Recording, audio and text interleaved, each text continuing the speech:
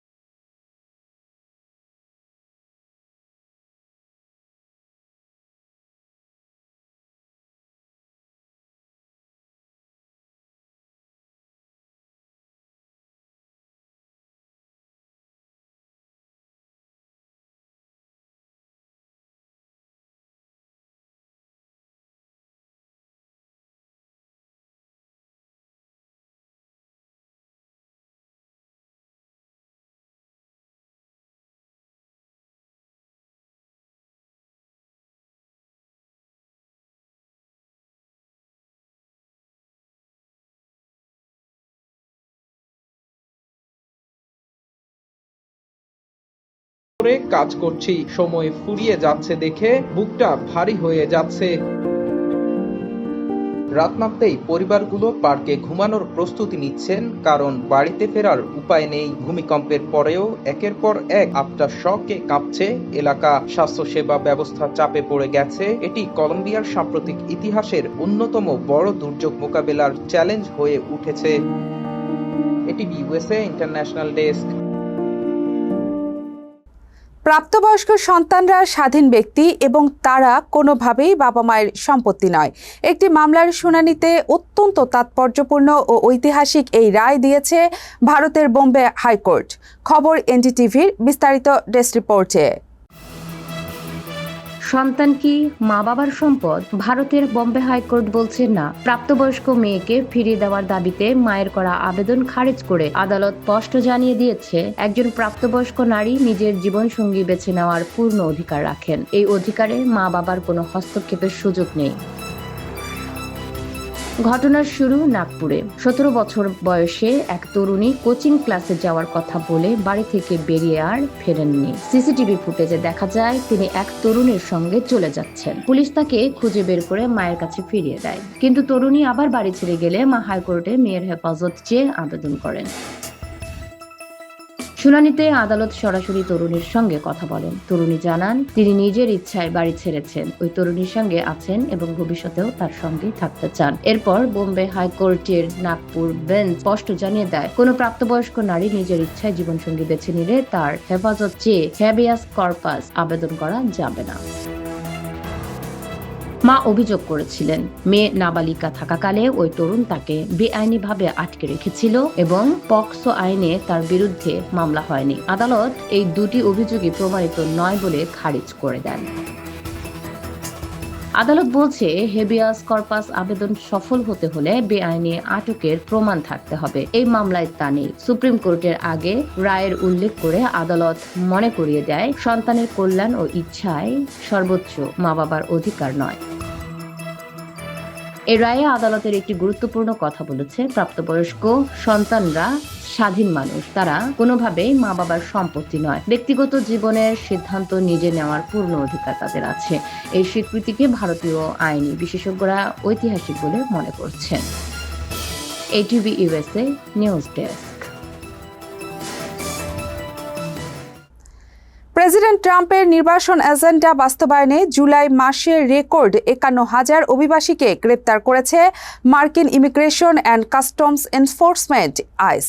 বিমানবন্দর ও ট্রাফিক স্পটকে কাজে লাগিয়ে নতুন নিয়োগপ্রাপ্ত হাজার হাজার এজেন্ট প্রতিদিন গড়ে ১৬০০-র বেশি মানুষকে আটক করছে। প্রাণহানি ও তীব্র বিতর্কের পরেও প্রশাসন তাদের এই কঠোর অবস্থান থেকে পিছু হটতে নারাজ। যুক্তরাষ্ট্রে অভিবাসীদের বিরুদ্ধে চলমান ধরপাকড় অভিযানে নতুন রেকর্ড গড়েছে দেশটির অভিবাসন ও শুল্ক বিভাগ আইস। প্রেসিডেন্ট ডোনাল্ড ট্রাম্পের ঘোষিত ব্যাপক ভিত্তিক নির্বাসন এজেন্ট বাস্তবায়নে জুলাই মাসে রেকর্ড ৫১,০০০ অভিবাসীকে গ্রেফতার করেছে সংস্থাটি। আগের মাস জুনের ৪৩,০০০ গ্রেফতারের রেকর্ডও ছাড়িয়ে গেছে এই সংখ্যা। প্রশাসনের দাবি, দেশের নিরাপত্তা নিশ্চিত করতেই এই কঠোর পদক্ষেপ নেওয়া হচ্ছে। প্রেসিডেন্ট ট্রাম্পের কঠোর নির্দেশনায় এখন প্রতিদিন গড়ে প্রায় ১,৬৪৫ জন অভিবাসীকে গ্রেফতার করছে ফেডারেল এজেন্টরা। স্বরাষ্ট্র দপ্তর তথ্য অনুযায়ী এই লক্ষ্যমাত্রা অর্জনের নতুন কয়েক হাজার এজেন্ট নিয়োগ এবং কয়েক বিলিয়ন ডলারের তহবিল বরাদ্দ দেওয়া হয়েছে। ডিএইচএস সেক্রেটারি মার্ক ওয়েন মুলিন জানিয়েছেন, আইস নিয়মিতভাবে অপরাধীদের খুঁজে বের করে নির্বাসন দিচ্ছে এবং এর ফলে দেশে অপরাধের হার কমছে। তবে বিভিন্ন মানবাধিকার সংস্থা ও পরিসংখ্যান বলছে, আটককৃতদের ১/৩ বিরুদ্ধেও কোনো অপরাধমূলক রেকর্ড নেই। গ্রেফতারের এই নতুন কৌশলে এজেন্টরা বিমানবন্দর এবং রাস্তার মোড়ের ট্রাফিক স্টপকে প্রধান হাতিয়ার হিসেবে ব্যবহার করছে। বিশেষ করে সান ফ্রান্সিসকো, মায়ামি ও কানসাস সিটির মতো শহরের বিমানবন্দরগুলোতে ভিসা শেষ হয়ে যাওয়ায় ব্যক্তিদের নিশানা করা হচ্ছে। তবে এই অভিযানগুলো নিয়ে বিতর্ক কম নেই। গত মাসে ট্রাফিক স্টপের সময় আইস এজেন্টদের গুলিতে হিউস্টন ও মেইনে ২ জন অভিবাসীর মৃত্যুর ঘটনায় দেশ জুড়ে তীব্র ক্ষোভ ও বিক্ষোভ ছড়িয়ে পড়ছে। যদিও ট্রাম্প প্রশাসন এই মৃত্যুগুলোকে আত্মরক্ষা বলে দাবি করে ট্রাফিক স্টপ ব্যবহৃত রক্ষার পক্ষেই সাফাই গিয়েছেন। এদিকে নির্বাসন অভিযান আরো জোরদার করতে সীমান্ত বিষয়ক প্রধান টম হোমান নিউ ইয়র্কের মতো বড় শহরগুলোতে এজেন্টদের সংখ্যা বাড়ানোর হুমকি দিয়েছেন। সব মিলিয়ে জুলাইয়ের এই রেকর্ডধারী সংখ্যা অভিবাসন নীতি নিয়ে ট্রাম্প প্রশাসনের কঠোর অবস্থানেরই বহিঃপ্রকাশ বলে মনে করছেন বিশ্লেষকরা। ATV USA news desk. New ইয়র্কের ফার্স্ট লেডি রমা দুয়াজির মধ্যপ্রাচ্য সফরে এনওয়াইপিডির সিকিউরিটি পাঠানো নিয়ে মেয়র কার্যালয় ও পুলিশ ডিপার্টমেন্টের মধ্যে প্রকাশ্যে বিরোধ তৈরি হয়েছে। মেয়রের প্রেস মুখপাত্র এনওয়াইপিডির সুপারিশে সিকিউরিটি টিম যাওয়ার দাবি করলেও এনওয়াইপিডি তা সরাসরি নাকচ করে দেয়। পুলিশের এমন কঠোর বার্তার পর মেয়র জোহরান মামদানি পুরো ঘটনাকে নিজের স্টাফদের ভুল বোঝাবুঝি বলে স্বীকার করেন এবং জানান তার স্ত্রী কোনো পুলিশ এসকর্ট ছাড়াই সফর করবেন। নিউ ইয়র্কের মেয়র জোহরান মামদানির কার্যালয় ও পুলিশ ডিপার্টমেন্ট বা এনওয়াইপিডির মধ্যে শুরু হয়েছে এক নজিরবিহীন টানাপোড়েন। মেয়রের স্ত্রী তথা ফার্স্ট লেডি রমা দুয়াজির আসন্ন মধ্যপ্রাচ্য সফরে পুলিশি নিরাপত্তা প্রদানকে কেন্দ্র করে তৈরি হয়েছে এই বিতর্ক। পরিস্থিতি এমন পর্যায়ে পৌঁছেছে যে এনওয়াইপিডির প্রকাশ্যে দ্বিমত পোষণের পর নিজের স্টাফদের ভুল বোঝাবুঝির উপর দায় চাপাতে বাধ্য হয়েছেন মেয়র। ঘটনার সূত্রপাত ফার্স্ট লেডি রমা দুয়াজির সিরিয়া ও লেবাননে নিজ পরিবারকে দেখতে যাওয়ার সিদ্ধান্ত নিয়ে। মার্কিন পররাষ্ট্র মন্ত্রণালয় দেশ দুটিকে লেভেল 4 অর্থাৎ অত্যন্ত ঝুঁকিপূর্ণ হিসেবে চিহ্নিত করে ভ্রমণের উপর নিষেধাজ্ঞা জারি করে রেখেছে। এ সত্ত্বেও সিটি হলের মুখপাত্র দোরা পেকেজ দাবি করেন এনওয়াইপিডির জোর সুপারিশই ফার্স্ট লেডির সুরক্ষায় সিকিউরিটি স্কোয়াড সাথে যাচ্ছে। তবে সিটি হলের এই বক্তব্যকে সরাসরি মিথ্যা প্রমাণ করে নজিরবিহীন বার্তা দেয় পুলিশ ডিপার্টমেন্ট। এনওয়াইপিডির কমিশনারের দপ্তর থেকে সাফ জানিয়ে দেওয়া হয়, কোনো তদন্তমূলক কাজ ছাড়া ঝুঁকিপূর্ণ দেশে পুলিশ কর্মকর্তা পাঠানোর কোনো সুযোগ নেই। যেহেতু এটি সম্পূর্ণ ব্যক্তিগত সফর, তাই কোনো এনওয়াইপিডি সদস্য তার সঙ্গে যাচ্ছেন না। পুলিশের এই কঠোর অবস্থানের পর চরম বিপাকে পড়ে মেয়রের কার্যালয়। শেষমেশ পরিস্থিতি সামাল দিতে পিছু হটেছেন মেয়র জোহরান মামদানি নিজেই। এক সাক্ষাৎকারে পুরো ঘটনাটিকে নিজ স্টাফদের মিস কমিউনিকেশন বা তথ্যের ভুল বোঝাবুঝি বলে আখ্যা দেন তিনি। মেয়র নিশ্চিত করেছেন ফার্স্ট লেডি যখনই সফরে যাবেন তিনি এনআইপিডির কোনো সিকিউরিটি স্কট ছাড়াই যাবেন। মেয়র ও এনআইপিডি কমিশনারের মধ্যকার এই প্রকাশ্য দ্বিমত সিটি হলের অভ্যন্তরীণ সমন্বয়হীনতা নিয়ে এখন নিউ ইয়র্কের রাজনৈতিক অঙ্গনে ব্যাপক সমালোচনা শুরু হয়েছে। Rashed Bappi, ATV USA, new York, যুক্তরাষ্ট্র।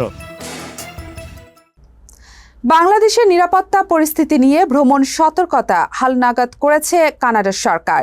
সেখানে বাংলাদেশকে উচ্চ মাত্রার সতর্কতা অবলম্বন পর্যায়ে রেখেছে দেশটি।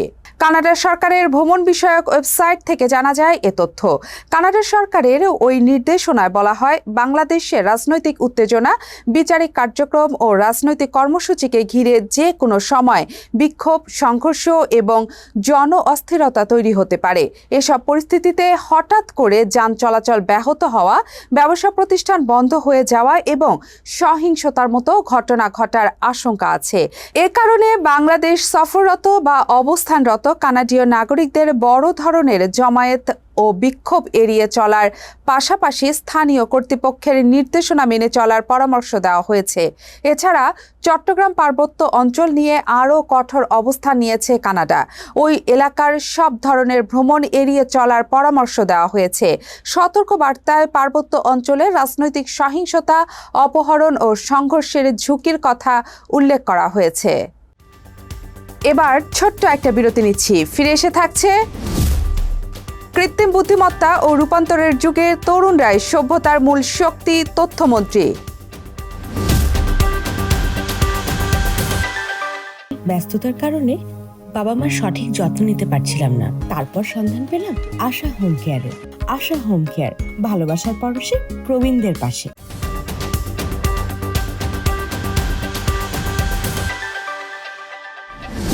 স্বাগত আবারও আশা হোম কেয়ার প্রাইম নিউজ আয়োজনে।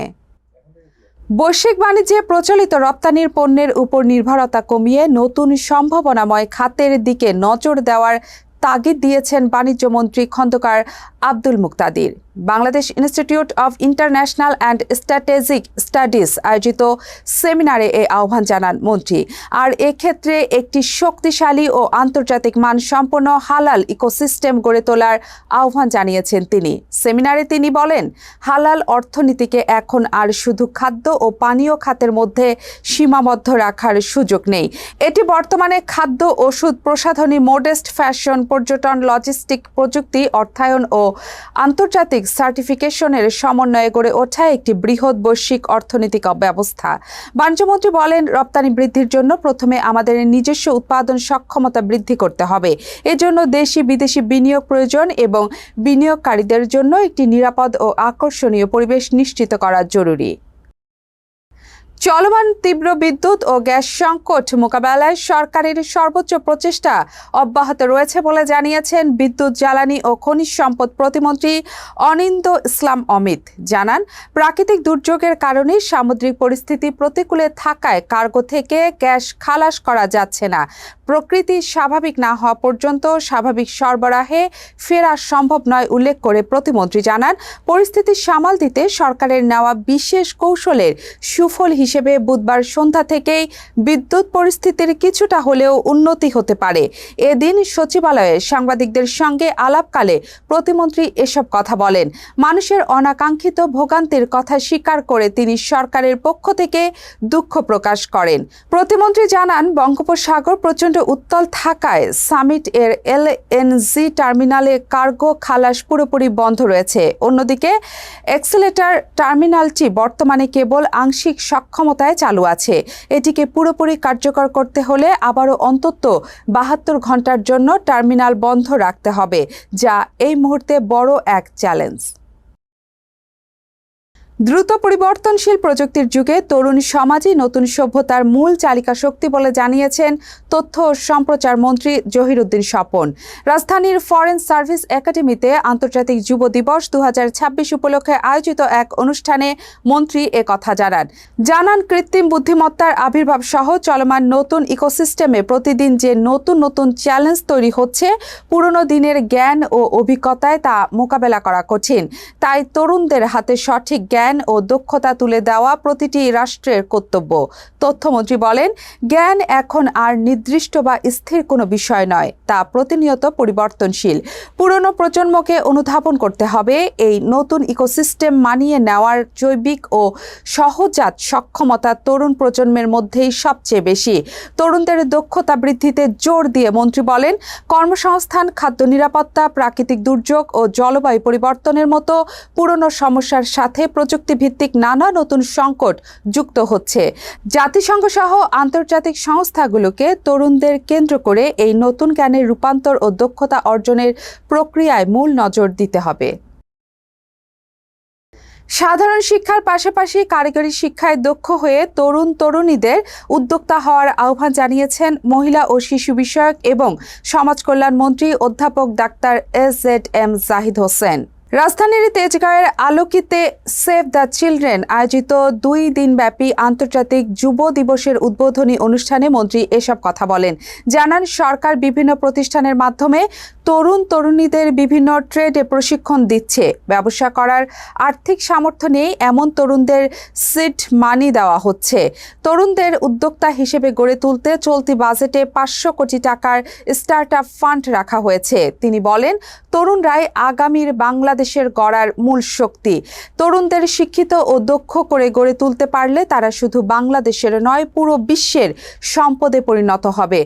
জনমিতিক লভ্যাংশ বা ডেমোগ্রাফিক ডিভিডেন্ডকে সঠিকভাবে কাজে লাগাতে সাধারণ শিক্ষার পাশাপাশি কারিগরি শিক্ষার উপর গুরুত্ব আরোপ করেন তিনি। অধ্যাপক জাহিদ হোসেন বলেন, সরকার একটি অন্তর্ভুক্তিমূলক ও মানবিক বাংলাদেশ গঠন করতে চায়। এ লক্ষ্য অর্জনে সমাজের সব মানুষের অংশগ্রহণ প্রয়োজন। আবারও একটা বিরতি নিচ্ছি, ফিরে এসে থাকছে। ম্যারাডোনার মৃত্যু নিয়ে আদালতে চাঞ্চল্যকর তথ্য দিলেন এক সাক্ষী।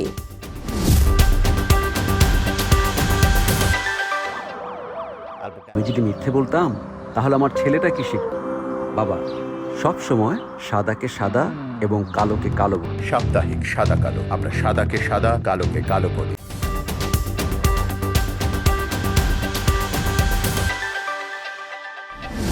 ফিরে এলাম আশা হোম কেয়ার প্রাইম নিউজে। এবার খেলার খবর। 2020 সালে মৃত্যুর আগে বাড়িতে চিকিৎসাধীন থাকা অবস্থায় আর্জেন্টাইন ফুটবল কিংবদন্তি দিয়েগো ম্যারাডোনার শরীরে একাধিক সতর্কতামূলক সংকেত দেখা দিয়েছিল।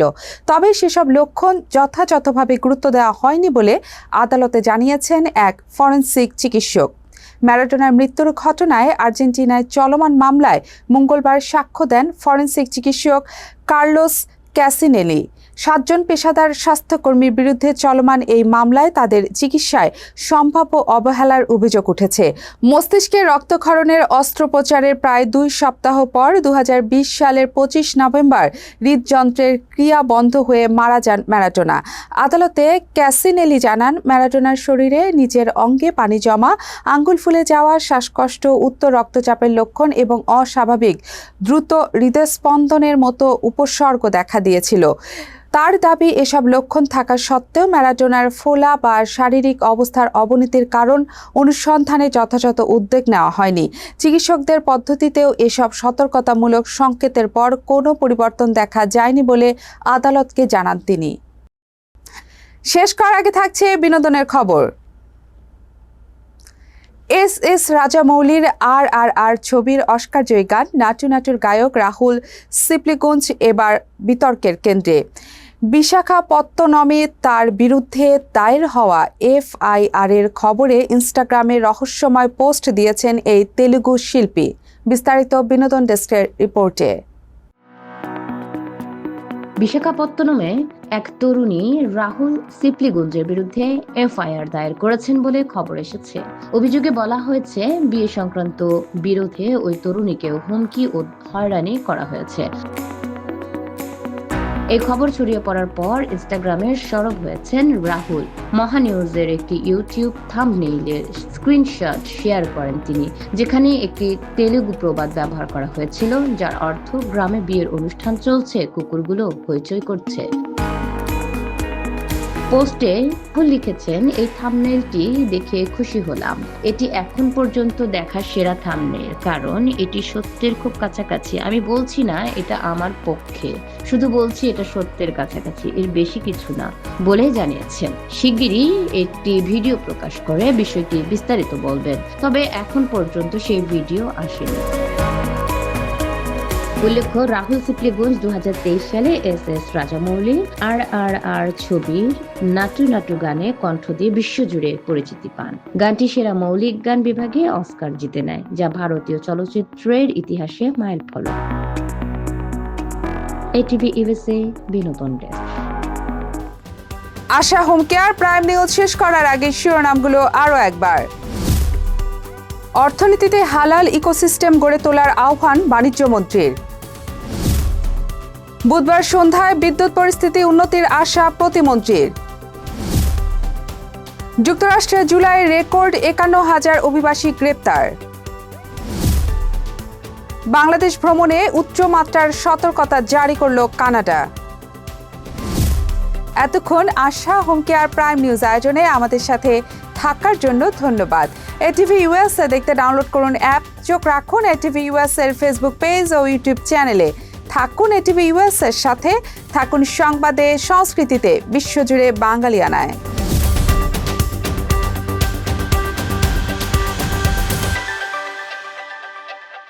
ATV USA বিশ্বজুড়ে বাঙালিয়ানা।